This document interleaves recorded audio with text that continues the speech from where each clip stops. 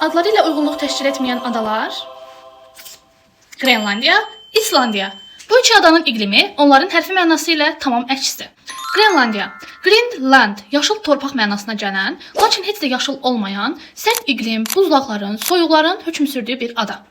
İslandiya, Iceland, buzlar ölkəsi kimi səslənən, lakin heç də belə olmayan, əksinə, ərazisində geyzerlərin, isti bulaqların, vulkanların, hətta yamyaşıl otlaqların olduğu bir ada. Bəs nəyə görə bu adalar belə adlandırılıb? Onlara bu adları kim qoyub? Qrenlandiyanın adını 9-cu əsrdə bura gələn Qızıl Erik adlı bir viking qoyub.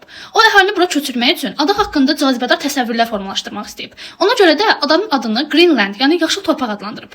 İslandiyanın adı isə vikinglərin ilk sakinlərindən olan Floki Vilgetersen tərəfindən qoyulub. O bu adaya gəldikdə bir buz parçasının sahilə tərəf üzən hissəsini görüb. Ona görə də bu adaya Iceland, yəni buzlar ölkəsi adını verib. Əslində isə adanın böyük bir qismini yaşıl vadilər, vulkanlar, geyzerlər, isti bulaqlar təşkil edir.